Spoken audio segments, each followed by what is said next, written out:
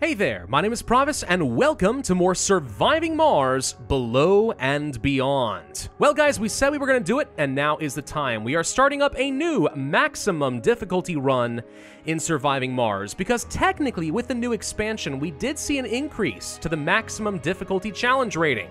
Just a little bit, but it's all the excuse that I need. For our mission sponsor, we have to go for Paradox Interactive for the maximum difficulty challenge because apparently, Paradox is the most incompetent of sponsors. Sorry, Paradox, I don't mean anything by it, it's just the way the game goes. For our commander profile, we have to go for Futurist. Colony logo doesn't matter too much. I'll pick up Don't Panic because I'm probably going to need some reminders, let's be honest. Mystery, I will go for Wildfire since you have to pick one of the 3 hard mysteries and it's the only one I have not done. Rival colonies, I debated whether or not we want to turn these off entirely or not. In some ways it makes the game easier, and in some ways it makes it harder. Having no rival colonies means you don't have to race anybody for planetary anomalies or for milestones. You can get a lot more science and other nice juicy things. On the other hand, having other colonies that you can ask for resources can really save your bacon in a bit of a crisis. Also, in the last time we played as a maximum difficulty campaign, we learned that we could kidnap their women to increase our population. So, I mean, for that reason, I'll take down one of them, but I'm not going to get rid of it entirely. We'll just kind of split the difference. For game rules, this is where we really start ramping up our difficulty. All the way down here at the bottom, we have to go for Amateurs, Armageddon, Dust on the Wind, Hunger, Inflation, Long Ride, Rebel Yell, The Last Ark, Twister, and Winter is Coming. These are going to increase that difficulty challenge by a lot. Most of them will increase your natural disaster's severity by quite a bit, but a few others are really crippling and game-changing. The Last Ark, for example, means we can only ever get 1 passenger rocket. That's it for the entire game. Ouch! That's going to be horrible. Rebel Yell means more renegades, longer trips between Earth and Mars, everything's more expensive, no food, no specialists, and so on. It's truly terrible. We're also going to pick up Tech Variety. This randomizes the tech a little bit, but kind of within reason. It's not going to take endgame tech and make it the first thing you get because, I mean, let's be honest, some of the early game techs are really crucial for your survival. If they're buried at the very bottom, then you're just doomed. This kind of keeps things within their early game, mid game, and late game tier, but just shuffles them around a little bit for some randomness. It's kind of okay. Unlike Chaos Theory, which actually does randomize everything, and I don't recommend it because it's really crazy. Now we have to pick up the last other modification, and that is the new Active Plate Tectonics. This kicks my difficulty challenge rating up to 990. But we're not done yet. First off, let's rename the colony. I'm going to call this Hell Ridge, because I think this is going to be absolutely horrible. Then we have to choose our payload. Let's go ahead and rename this to Trailblazer. Now, I've thought about this for a bit, and there are probably some better, more optimal builds than what I'm going to choose, but we're going to try something today. I'm going to get rid of the Stirling Generator because it costs a whopping $400 million, and that's kind of a lot. Instead, I want to get rid of a couple of probes, get some concrete. I can't do that yet. Hang on. Get some rid of the electronics. There we go. Now get some concrete. And maybe get rid of a single probe in order to get some polymers. There we go. This is what we're going for. Now, the Stirling Generator, you might think, is great because, of course, it's power with basically no maintenance unless you choose to open it up, and that is quite nice, but it's very, very expensive. For a little bit cheaper, I could get some concrete. The problem with concrete is it takes a lot of weight, but here's the reason I like the concrete. Concrete means I can build a battery, and if we are going to go for having colonists on Mars by Sol 15, we need a battery pretty much immediately. So having some concrete is going to help me a little bit. Now, as far as our colony site, we're going to have to use the same map as last time. No options here, it simply is the highest difficulty rating. 41 North, 111 West. There we go. Pick this site, and your difficulty challenge rating goes up to a whopping 1,165%. Yeah, this is gonna be pretty unpleasant. Let's get started. Welcome to Mars, Commander. Oh gosh, I recognize this map and it makes me have the shudders. Ugh. Everything horrible happened here. Anyway, last time we started off in this general area, and it worked out fairly well for me. We had plenty of resources and room to grow, at least in the early game, not half bad. But this time around, I think we're going to start up in this little corner right over here. Why? Well, I've done a lot of research on this seed. I've had plenty of exposure to it for my last playthrough, and I rewatched a lot of that, but also, I've tried regenerating this several times just to kind of see if there are any trends. And what I've discovered is there are a few factors that tend to be consistent no matter how many times you generate this seed, and then there are a few that get randomized. Some examples of randomized stuff would include anomalies. It's hard to predict exactly where the anomalies are going to be. Things that are fixed are research sites and vistas. Vistas are great because if you place a dome next to a vista, like right over here, you get extra comfort rating. Higher comfort rating means higher birth rates. More birth rates means you can get over one of the hardest bottlenecks in the game a little bit faster. That cannot be underestimated, and it so happens there are two next to each other right over here.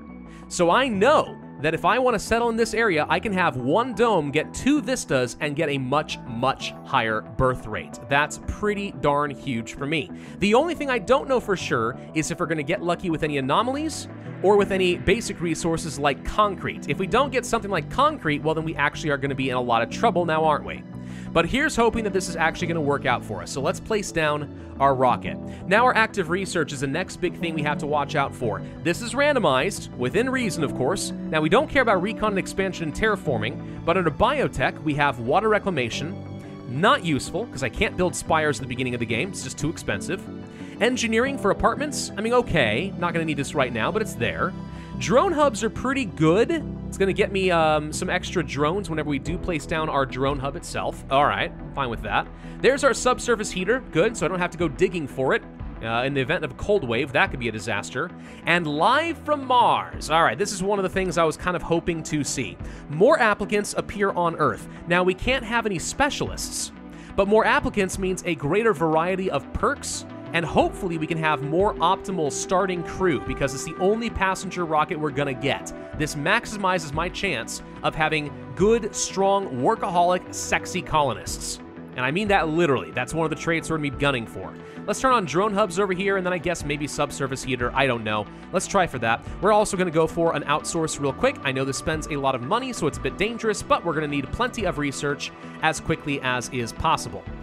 All right, there's a few things we need to do right away in this game. One of the most important things, getting fuel going ASAP. Why? Well, because fuel is more precious if you're starting off with Paradox Interactive as your sponsor.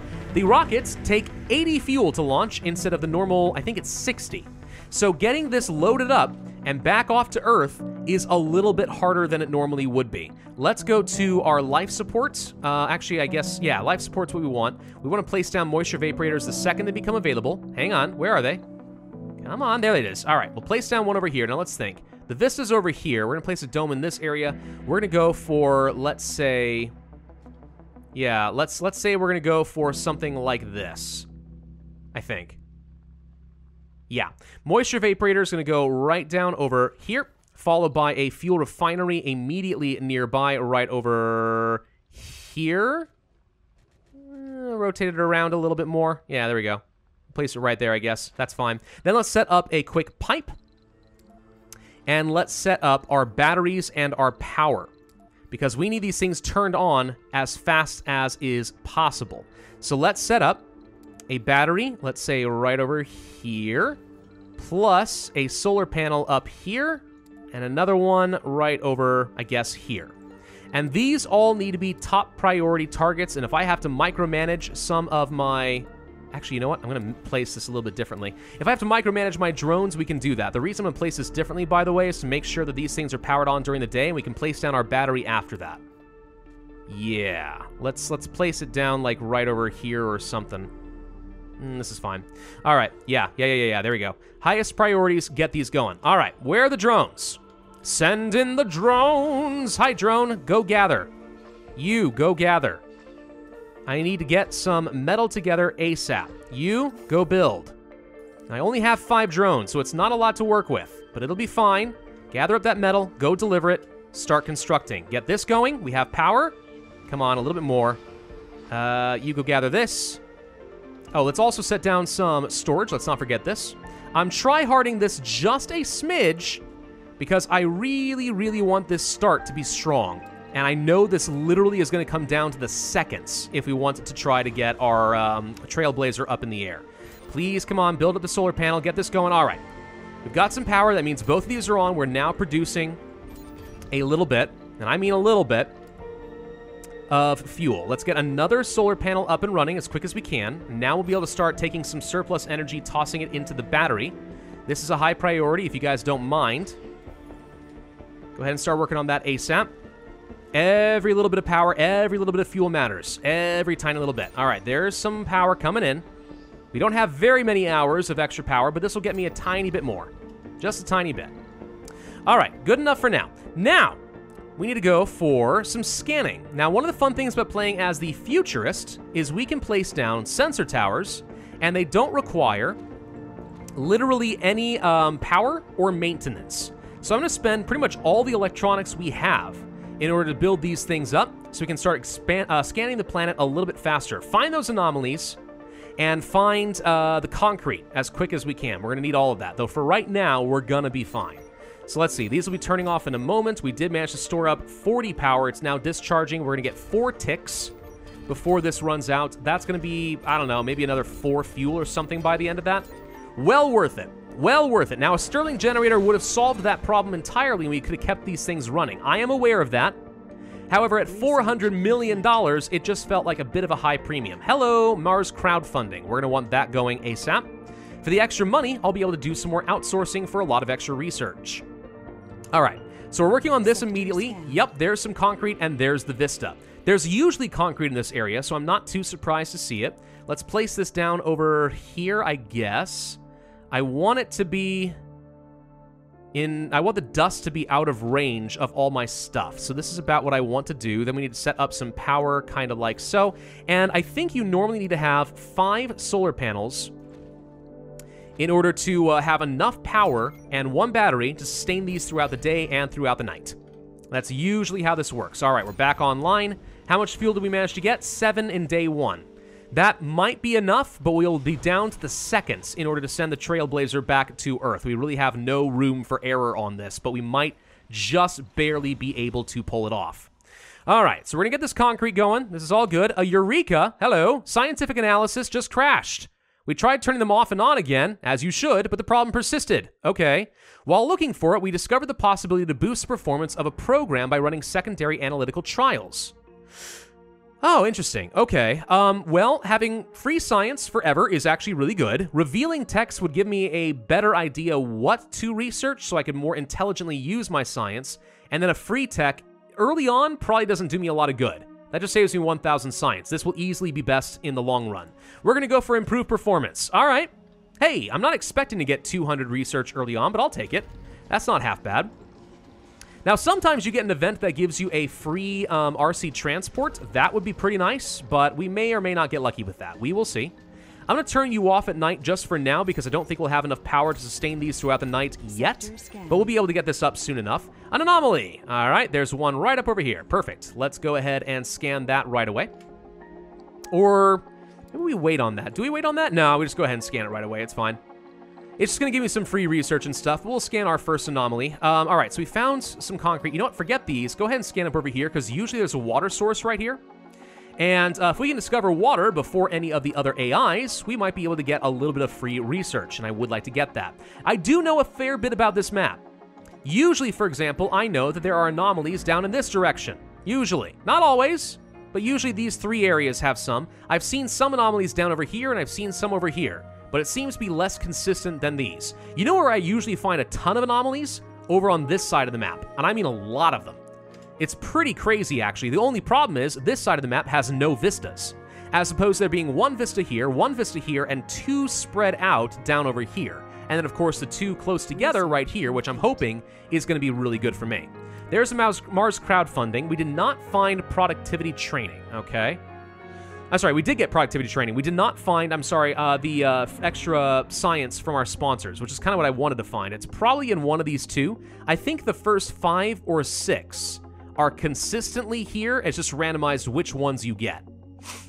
Well, we can work down robotics. I'm going to want Drone Swarm anyway. Maybe we can find the one that gives me the explorers with extra science. That could be kind of useful. Maybe. We will see. One thing I'm very worried about is getting plenty of money in this game. We're going to run out very, very quickly if we're not careful. So let's see. We can work on the transport optimization. Let's go for that first and try to work down toward those explorers. So we did get the first anomaly. So that's 1 milestone down. That's an extra 250 science. I am hoping we're going to find water over here and it hasn't bamboozled me, which could happen. I mean, I don't know. Maybe. I could see it being a thing. Let's go ahead and turn this sucker back on. We got enough power at this point. We are going to be just fine and dandy. How are we doing on our fuel? Let's see. It's Sol 3 and we have almost 20 fuel.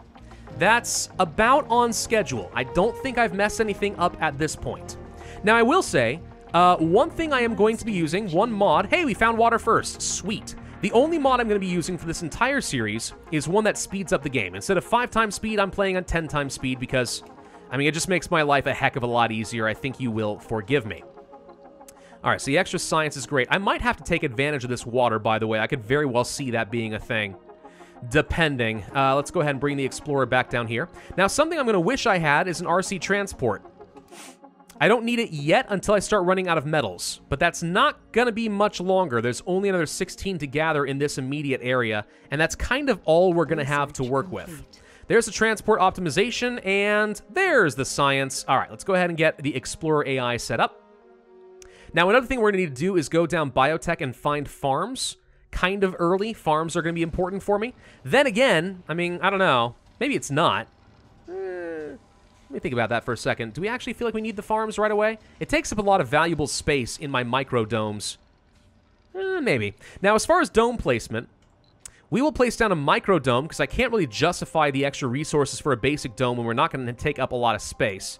We can place it here, and by doing so, guess what we get? 2 vistas. That's pretty nice. We like having 2 vistas. So yeah, if we place you right here, that's actually even better. Yeah, we're not going to build this right away, but I'm going to go ahead and go for the placement just so I know where it's going to be. And that way we can know we're going to be taking advantage of these. 20 extra comfort is a lot. I really wouldn't be surprised if we end up with an average of about 70 or so comfort on our first dome, which is definitely more than is necessary in order to have a positive birth rate, enough to replenish the population and then grow. Not very quickly, mind you. You want to shoot for something closer to like 80 comfort with an art workshop for that, but I mean, that's a little bit too much, if you know what I mean. A little bit too much for me to justify at this point in the game. All right, so now we kind of sit back and do pretty much nothing. My drones are bored. You know what we could do? We could go ahead and start flattening these areas. That's something we could do. Flatten all this, get the waste rock, and we'll start building some ramps. And that will open up some new areas for me to go. I would love to open up some new areas and discover some breakthrough anomalies super early on to see what we're going to get. Because a good breakthrough can make a massive difference in this game. But I have no idea where they are. That is one thing that is actually always consistently randomized. So maybe we get lucky, and then maybe we don't. We could place down a drone hub now, by the way, and that would let me go ahead and start getting our, terraforming done a little bit faster. I guess I'll go ahead and do this. The only problem is we tend to have some power issues. So if this is starting to become an issue, I guess I could just turn off the concrete extractor. Alternatively, we could just turn this off now, and all the drones will go under the control of the rocket for the time being, which is fine. Now we're not wasting any power, and because I already got the drone swarm, we got a few extra drones out of it. There we go. Yeah! Hey, an anomaly was found. Where? Oh, there it is, down over here. Perfect. All right, so that's one, exactly where I expected it to be. Hey, a research site. That could be nice. And some metals, 700 of them. See, this is the thing about metals, though. You need people to mine them, which means I have to place a dome nearby, and that's a pretty serious ask as far as I'm concerned. Unless we get lucky with the breakthrough that allows us to place down extractors without needing people to work them. We got lucky with that last time, and it was amazing. An actual, literal game changer. Let's go down biotech and see if we can find those farms. Is that what I want, though? Yeah, water reclamation. Let's just find the farms. I need to know where they are. It's important. Maybe we end up using the farms, maybe we don't, but I want to have that option just so we can get plenty of food. Because hydroponic farms are extremely inefficient. I just don't like them. I don't like them at all. New techs available. What do we discover? Adapted probes and magnetic filtering. Well, I'm not going to need this for a while, but it's good to know it's there. Oh, probes are cheaper. If only I had any use for probes. Answer, I don't. Just spoiler alert. Probes are useless to me. How many metals we got? 62? That's enough to keep me going for a while. I'm going to buy an RC transport. I promise I will. I just don't need it this exact second. So we're going to hold off and hope hope that I get an event that gives me one for free. May or may not happen. Let's see. We're going to flatten a lot of these areas. I'm going to need plenty of stone. There's the subsurface heating. What else do we discover? There's the low-G turbines. This actually can be really nice sometimes. It really can. If you have a dust storm, it solves a lot of your power problems. Also, wind turbines as auxiliary power units help you sustain your battery during the night a lot. They can make a pretty big difference, so don't underestimate their value. All right, well, is there anything else for my drones to be doing right now? I think the answer to that is no. So we're going to go ahead and use a jump cut because right now there's nothing to do except wait for the Trailblazer to have some fuel. Okay, we've analyzed another anomaly. We found Drone Hub and Earth-Mars Initiative. Oh, thank God. I don't even have to worry about the productivity training because this is useless. Excellent. Also, we found the farms. So knowing where these are makes me feel a lot better. Let's get this going ASAP. Because I'm going to have a pretty hard time getting research. We're not going to be able to send any of our colonists to research jobs for a while. So anything that gets me any extra research per soul as early as possible is kind of great. I am going to go for a little bit of outsourcing, but not a ton of outsourcing. Just a little bit to keep things going. I need to save some of my money or else we're going to have a hard time.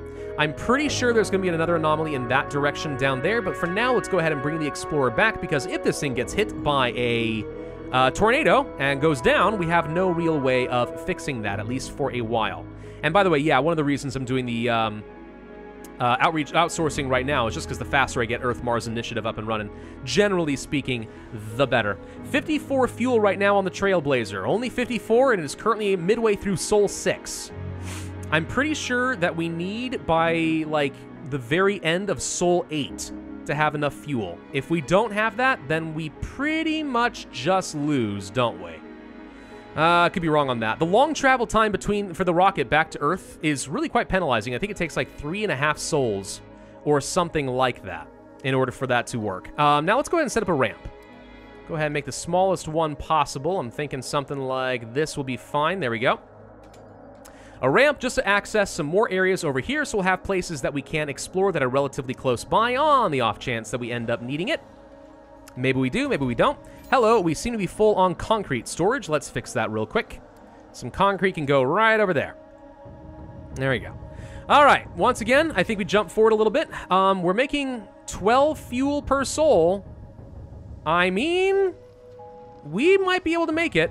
Okay, very beginning, well, pretty early on in Sol 8, we have the 80 fuel we need. All right, let's go ahead and return to Earth immediately, turn back on this drone hub so we don't have a bunch of orphans. Launched our rocket, gets me some science, and we analyzed another anomaly, self-sufficient lighting, and systematic training. Neither of those are useful to me even a little bit, so that was a complete waste of time. Okay, well, I mean, that's great, I suppose. Okay, cool. So that's all the anomalies I know are consistently over here. Now we can start scanning the area around me and hope that we find something valuable. Maybe we do, maybe we don't. I don't know. Let's go ahead and bring these guys back. All right. So we don't have a lot of time for our rocket to get back to Earth. It will be pretty tight.